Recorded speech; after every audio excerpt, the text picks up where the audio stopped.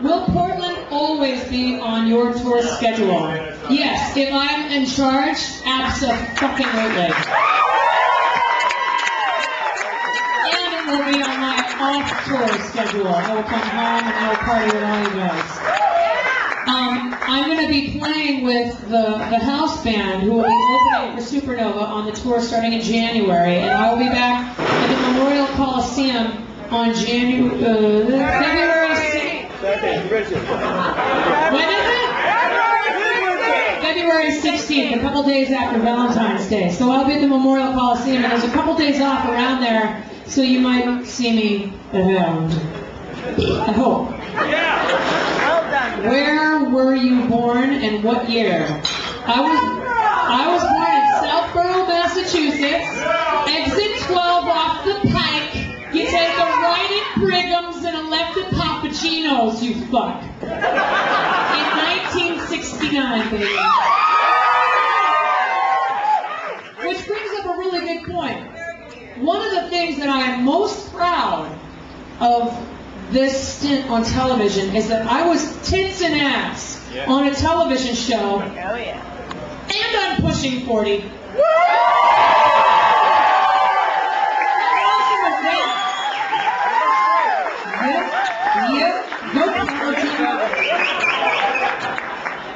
What is it like to be the nicest person on TV? Oh, fuck you. Did Ellen think I was nice? That's so cool. She was awesome. By the way, I don't know if there's any questions about Ellen. Everyone's like, oh, did you notice how Ellen was totally drooling over you? No. I met her fucking girlfriend, Portia de Rossi. Portia de Rossi had a mouthful of burrito, and she's just like, ooh, nice to meet you. And I'm like, you are so fucking hot. No makeup on, looking all smudged up, and she's just like, looked like she'd been making out in the back of a car. Hot! Portia de Rossi is beautiful, and they were everyone who works on the show, super cool, total family, awesome people. I will not be able to sing, but I will very soon, I promise. Did I write any songs in Los Angeles? If so, are they now property of Mark Burnett Productions? I didn't write anything new on the show. Ladylike, as you guys already know, was a previous release, a previous incarnation before Mark Burnett. That's the big single of mine that's going to come out from the show. And no, they don't own it.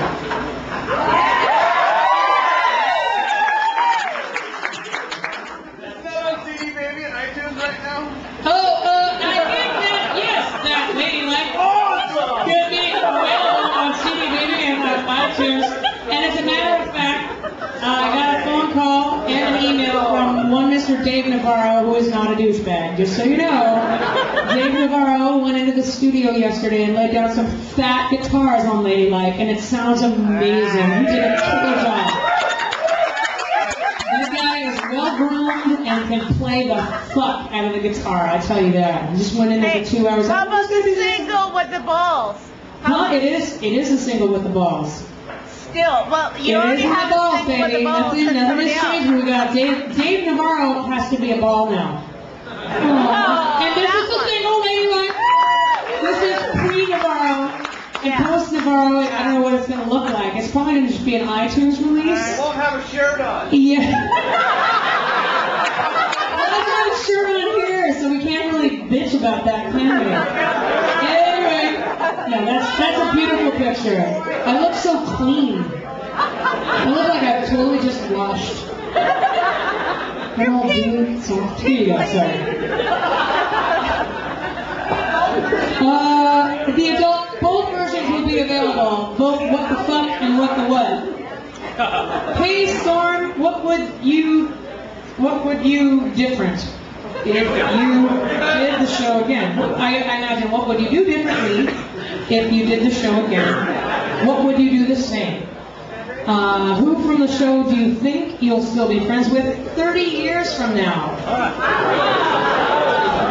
Well, I'm really old. I don't know if I'll live another 30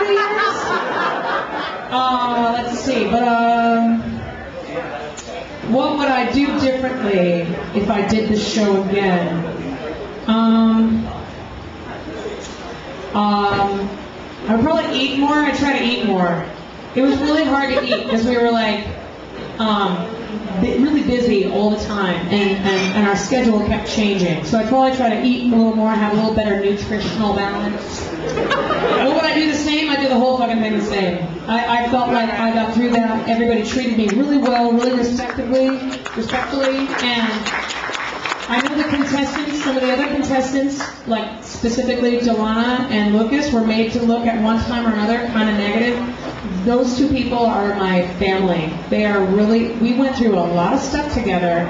And I know it's like, we lived in a really pretty mansion with a pool, and we were getting naked. Food were made for us. It was haunted. The house was haunted, but it wasn't bad, Clyde. You're talking about the fucking ghosts! Get to it already! Oh my God! Nixon was there, wasn't he? Fucking Nixon! Let's hear about the skinny dip. And the, what is it, the yellow ones and the green ones? What are they? Never mind, no. Yeah, she's an Oompa But just for the record, you know, Delana flipped out on camera. I had plenty of breakdowns, and maybe they didn't catch it on camera. But it was really hard. It's really hard to be separated from your family and forced to have a familial relationship with some strangers.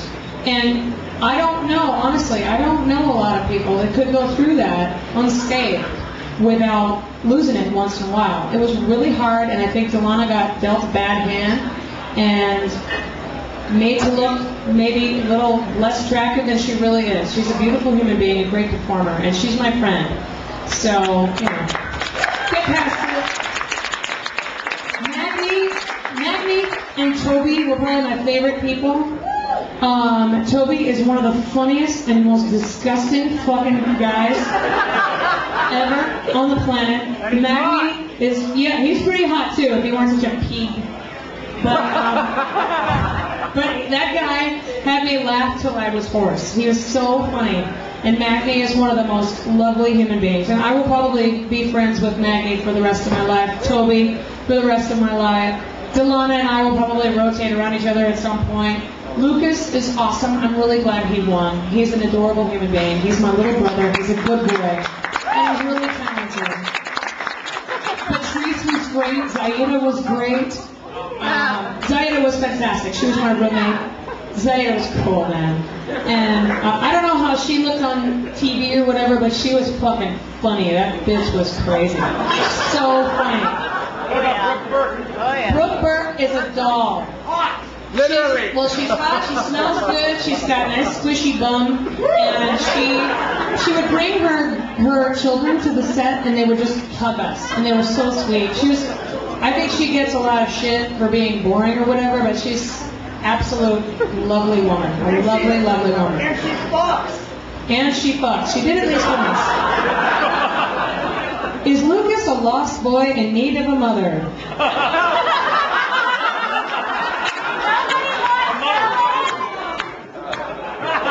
Or does he have the chops to take this band all the way? You know, I don't know. I don't know what the future holds. We're all, as musicians and artists, I'm sure there's a lot of you here, in a way we're all kind of fucking lost and fucked up, looking for someone to love us so much that we'll stop screaming at the top of our lungs, asking for love in one way or another. He is not lost.